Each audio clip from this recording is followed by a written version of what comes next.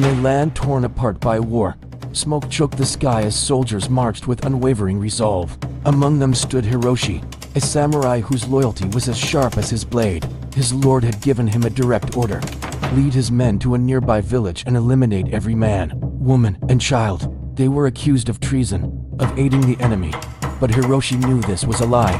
These were simple farmers, families who posed no threat. As he stood there, his gleaming armor felt heavy, a shell containing a storm of conflict. Duty demanded obedience, but his conscience screamed for justice.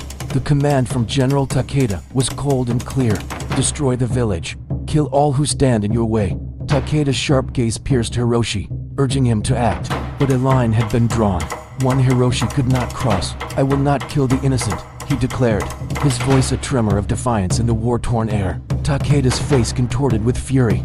"You dare defy me? You are no samurai if you refuse your duty." Hiroshi stood his ground. "Then I am no samurai. I will not be part of this massacre." Enraged, Takeda struck him, the sound of the blow echoing the shattering of a bond. "You are a traitor, Hiroshi. Leave now, before I have you executed where you stand." Stripped of his rank and honor, Hiroshi became a ghost, wandering through the forests. The men he once called brothers now hunted him. The clan he served had cast him out. He was a man with no master, no home, haunted by the choice that saved his soul but cost him everything. For months, he lived in the shadows, a specter surviving on his wits, his once proud armor now tattered rags. He was a shadow of the warrior he once was, but his resolve, his true honor, remained unbroken. He would rather live as an outcast than die as a butcher. One day, his solitary path led him to a small, remote village. A chilling sense of déjà vu washed over him as he learned that the enemy, allied with General Takeda's forces, was once again marching to destroy innocent lives.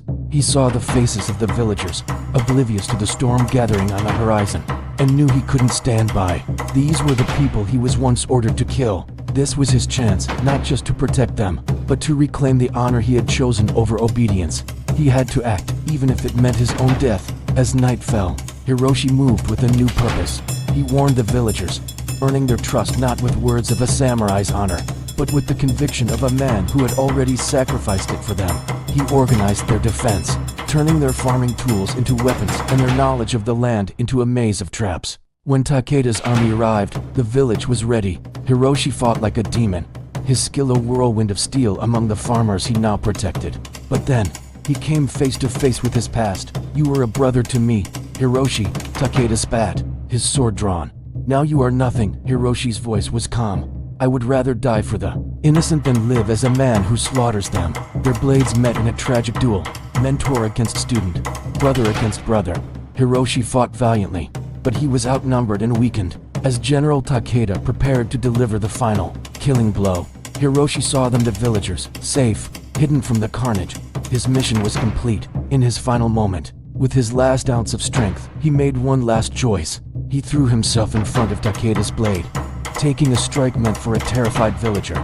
As he collapsed, a sense of peace washed over him. He had found his redemption. Seeing this ultimate sacrifice, Takeda lowered his sword, the weight of his own actions finally dawning on him. Hiroshi died a traitor in the eyes of his clan, but a hero to the people he saved. His story proves that true honor is not found in blind loyalty, but in the courage to stand for what is right, no matter the cost. Thank you for watching this tale of honor and sacrifice. If you were moved by Hiroshi's journey, please like this video and subscribe to our channel for more stories that explore the depths of the human spirit. We'll see you next time.